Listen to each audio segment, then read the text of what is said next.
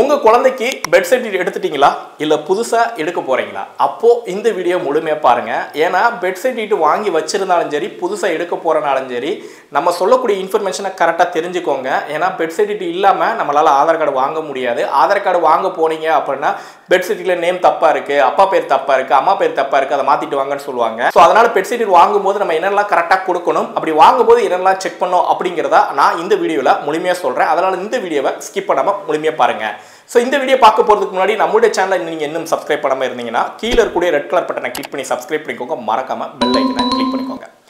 So first bed certificate அப்படிங்கிறது ரொம்ப ரொம்ப ஒரு முக்கியமான ஆவணம். ஏன்னா பெட் செட் இல்லாமல் நம்மளால ஆதார் கார்டு வாங்கவே முடியாது. ஸோ முத குழந்தைக்கு பார்த்தீங்கன்னா ஆதார் கார்டு எடுக்கும்போது கண்டிப்பாக பெட் செட் தான் கேட்பாங்க. அதோட வந்து பார்த்தீங்கன்னா பேரண்ட்ஸுடைய ஆதார் கார்டு கண்டிப்பாக தேவை. ஸோ பேரண்ட்ஸுடைய பெயரும் அண்ட் குழந்தையுடைய பெயரும் வந்து பார்த்தீங்கன்னா கரெக்டாக இருக்கணும் பெட் சர்டிஃபிகேட்டில். அதனால் நீங்கள் புதுசாக கொடுத்தாலோ, அதனால் நீங்கள் புதுசாக பெட் சர்டிஃபிகேட் பதிவு செய்யும் போதோ இல்லைன்னா பெட் சர்டிஃபிகேட் வாங்கும் போதோ இதை கரெக்டாக செக் பண்ணிக்கோங்க. ஃபஸ்ட்டு பெட் சர்டிஃபிகேட்டை எப்படி நம்ம செக் பண்ணோம் அப்படிங்கிறத சொல்கிறேன். அந்த குழந்தையுடைய பெயரை வந்து நம்ம முதல்ல செக் பண்ணணும். குழந்தையுடைய பெயர் நெக்ஸ்ட் வந்து இனிஷியல். ஸோ இனிஷியல் அப்படிங்கிறது வந்து பார்த்தீங்கன்னா ஸ்பேஸ் விட்டு தான் இருக்கணும், டாட் வச்சு இருக்கக்கூடாது.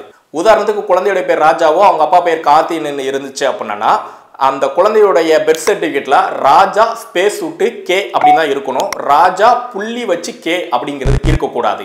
ஸோ இந்த மாதிரி இருந்துச்சுன்னா பெட் சர்டிஃபிகேட்ல இருக்கக்கூடிய நேமை சேஞ்ச் பண்ணிட்டு வாங்கன்னு சொல்லுவாங்க. சில பேர் வந்து இனிஷியலாக ஃபர்ஸ்டே கொடுத்துருப்பாங்க, சில பேர் இனிஷியல் கடைசியே கொடுத்துருப்பாங்க. ஸோ இனிஷியல் நீங்கள் எப்படி வேணுனாலும் வச்சுக்கலாம். பட் நீங்கள் எப்படி வைக்கிறீங்களோ அதே மாதிரி தான் ஆதார் கார்டில் வந்து கண்டிப்பாக வரும். அதனால இனிஷியலாக கடைசியாக கொடுத்துக்கோங்க. கடைசியாக கொடுக்கும்போது கண்டிப்பாக புள்ளி இருக்கக்கூடாது, ஸ்பேஸ் இதுதான் இருக்கணும் அப்படிங்கிறத தெரிஞ்சுக்கோங்க.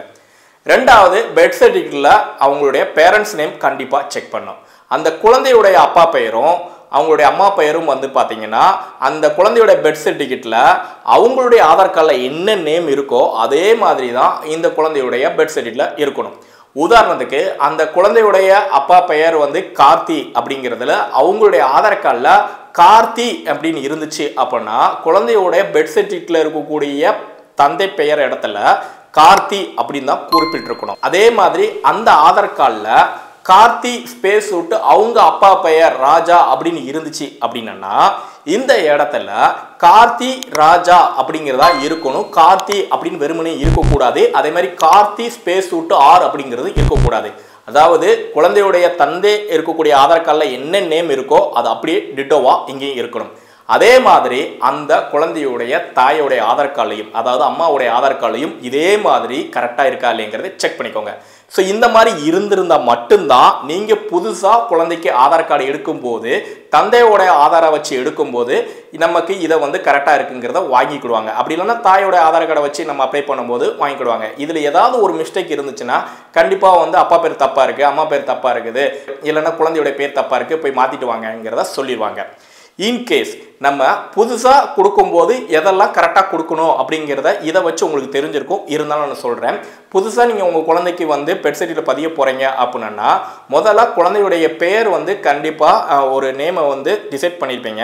ஸோ குழந்தையுடைய பெயர் வந்து நீங்கள் இங்கிலீஷ்லேயும் தமிழ்லையும் கொடுக்கும்போது ஸ்பேஸ் விட்டு அந்த குழந்தையுடைய அப்பா பெயர், அதாவது அவங்களுடைய இனிஷியலை வந்து கரெக்டாக கொடுத்துக்கோங்க.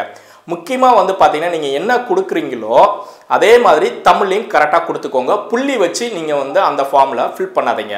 ஸோ அதே மாதிரி குழந்தையுடைய அப்பா பெயர் அம்மா பெயருங்கிற இடத்துல ஃபார்மை ஃபில் பண்ணும்போது அந்த அப்பாவுடைய ஆதார் கார்டையும் அம்மாவுடைய ஆதார் கார்டையும் என்ன நேம் இருக்குது அப்படிங்கிறத செக் பண்ணி பார்த்துட்டு அந்த இதை நீங்கள் ஃபில் பண்ணுங்க. சில பேர் வந்து ஆதார் கார்டில் இருக்கக்கூடிய அப்பா பெயரை மாற்றிருப்பாங்க, பழைய ஆதார் கார்டில் இருக்கிற நேமை பார்த்து அப்படியே ஃபார்மை ஃபில் பண்ணுவாங்க. அப்படி ஃபில் பண்ணக்கூடாது.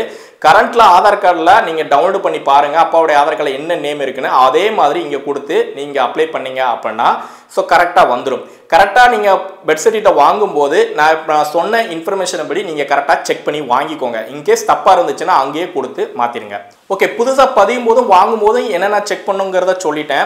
இப்போது இன்கேஸ் கரெக்ஷன் இருந்துச்சுன்னா அதை எப்போ சேஞ்ச் பண்ணலாம், ஸோ அதுக்கு டூரேஷன் எது இருக்குதா, புதுசாக பதிவு இருக்குது நான் டூரேஷன் என்ன அப்படிங்கிறத எல்லா டீட்டெயில்ஸும் இப்போ நான் சொல்கிறேன். இப்போ உங்கள் குழந்தைங்க பிறந்துட்டாங்க அப்படின்னா நீங்கள் புதுசாக பதிய போகிறீங்க அப்படின்னா 21 டேஸில் வந்து புதுசாக நீங்கள் வந்து பெட் சர்டிஃபிகேட்டை ரிஜிஸ்டர் பண்ணிடணும்.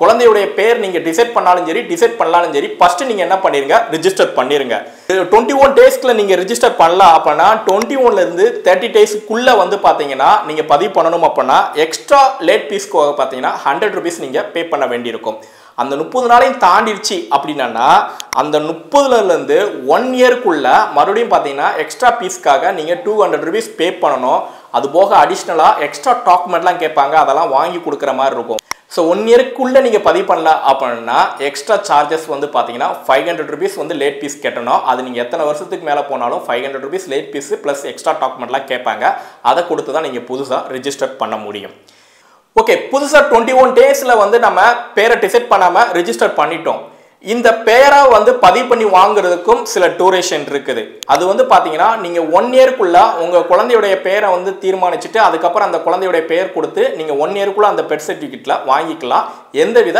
சார்ஜும் இல்லாம ஃப்ரீயா இன்கேஸ் 1 இயர்க்குள்ள நீங்க உங்க குழந்தையுடைய பேரை வந்து நீங்க இன்னும் டிசைட் பண்ணி வாங்கல அப்படின்னா இல்ல டிசைட் பண்ணி நீங்க வச்சு யூஸ் பண்ணிட்டு இருக்கீங்க ஆனா பெட் சர்டிஃபிகேட் வாங்காம இருந்தீங்க அப்படின்னா 15 வருஷத்துக்குள்ள அந்த குழந்தையுடைய பேரை பதிவு பண்ணி அந்த பெட் சர்டிஃபிகேட்டை நீங்க வாங்கிக்கலாம் பட் அதுக்கு லேட் ஃபீஸ் பாத்தீங்கன்னா 200 ரூபீஸ் வந்து நீங்க சார்ஜ் பண்ண வேண்டியிருக்கும் அந்த 15 வருஷத்துக்குள்ளே வாங்கல அப்படின்னா உங்களால அந்த பெட் சர்டிஃபிகேட்டை பதிஞ்சு வாங்கவே முடியாதுங்கிறத கண்டிப்பா தெரிஞ்சுக்கோங்க ஸோ நீங்க கரெக்ஷன் பண்ண போறீங்க அப்படின்னா குழந்தையுடைய பெயரை வந்து ஈஸியா வந்து கரெக்ட் பண்ணிக்கலாம் ஸோ அதே மாதிரி வந்து பேரண்ட்ஸோட நேமை வந்து கரெக்ட் பண்றதுக்கு வந்து பாத்தீங்கன்னா பேரண்ட்ஸோட ஆதார் கார்டை வந்து நீங்க அட்டாச் பண்ணி கரெக்ட் பண்ற மாதிரி இருக்கும் முக்கியமான விஷயம் பெட் சர்டிஃபிகேட் வாங்கும் போதே கரெக்ஷன் பண்ணி வாங்கிக்கோங்க ஏன்னா ரொம்ப லேட் ஆனிச்சு அப்படின்னா ஸோ உங்களுடைய கரெக்ஷன் பண்றது ரொம்ப டிலே ஆகும் ஸோ அதனால பார்த்து கரெக்டா செக் பண்ணி வாங்கிக்கோங்க அதே மாதிரி இன்னும் எக்ஸ்ட்ரா விதமான சார்ஜஸ் எல்லாம் அவங்க வந்து கொடுத்துருக்காங்க அது என்னென்ன சார்ஜஸ் எல்லாம் சொல்றேன் இப்போ குழந்தையுடைய பேரை வந்து நீங்க பதிவு பண்ணிட்டீங்க இன்கேஸ் பதிவு பண்ணிருக்கோமா இல்லையாங்கிறத செக் பண்றதுக்காக வந்து பாத்தீங்கன்னா அவங்க 100 ரூபீஸ் வந்து சார்ஜ் பண்ணுவாங்க அது வந்து பாத்தீங்கன்னா 1 இயர்க்குள்ள இருந்துச்சுன்னா 1 இயர்க்கு மேல ஆயிடுச்சு அப்படின்னா எக்ஸ்ட்ரா 100 ரூபீஸ் வந்து பாத்தீங்கன்னா பெர் இயருக்கு கேட்பாங்க நீங்க எத்தனை வருஷத்துக்கு சேர்த்து அந்த வந்து பேர் இருக்கா இல்லையா அப்படிங்கிறத சர்ச் பண்ணி காமிக்கணும் அப்படின்னா அதுக்கு எக்ஸ்ட்ரா சார்ஜ் வந்து பண்ணுவாங்க ஸோ அதே மாதிரி சர்ச் பண்ணி பார்த்துட்டாங்க அந்த குழந்தையுடைய பேர் வந்து பதிவு செய்யப்படலாம் அப்படின்னு அவங்க சொல்றாங்க ஸோ அந்த மாதிரி பதிவு செய்யப்படலாம் அப்படின்னு சொல்லிட்டு அதுக்கு சர்டிஃபிகேட் வேணும்னா நீங்க 100 ரூபீஸ் பே பண்ணி அதுக்கு உண்டான சர்டிஃபிகேட்டை வாங்கிக்கலாம் ஏன்னா இந்த சர்டிஃபிகேட் இருந்தால் மட்டும்தான் அடுத்து மறுபடியும் புதுசாக பதியும் போது அவங்க வந்து சர்டிஃபிகேட் இருக்கா இல்லைங்கிற செக் பண்ணுறதுக்கு இந்த சர்டிஃபிகேட் வந்து கண்டிப்பாக கேட்பாங்க அதனால இதையும் வாங்கி வச்சு தான் நீங்கள் புதுசாக பதிவு பண்ண முடியும் ஸோ பெட் சர்டிஃபிகேட் வாங்கும்போது நம்ம என்னெல்லாம் செக் பண்ணணும் புதுசாக பதிவு பண்ணும்போது எப்படிலாம் கரெக்டாக கொடுக்கணும் இன்கேஸ் கரெக்ஷன் ஆயிடுச்சுன்னா அதை எப்படி கரெக்ட் பண்ணலாம் அதுக்கு என்ன லேட் ஃபீஸ் அப்படிங்கிறத தெளிவாக தெரிஞ்சிருப்பீங்க இந்த வீடியோவை உங்கள் நண்பர்களுக்கு ஷேர் பண்ணுங்க நிறைய பேருக்கு தெரியாமல் இருக்கும் அவங்களுக்கு இந்த வீடியோ ரொம்ப பயனுள்ளதாக இருக்கும் அவங்களுக்கு ஷேர் பண்ணி தெரியப்படுத்துங்க தொடர்ந்து இந்த மாதிரி நிறைய யூஸ்ஃபுல்லான இன்ஃபர்மேஷனுக்கு நம்மளுடைய ஈஸி அப்ளை சேனலை வந்து சப்ஸ்கிரைப் பண்ணிக்கோங்க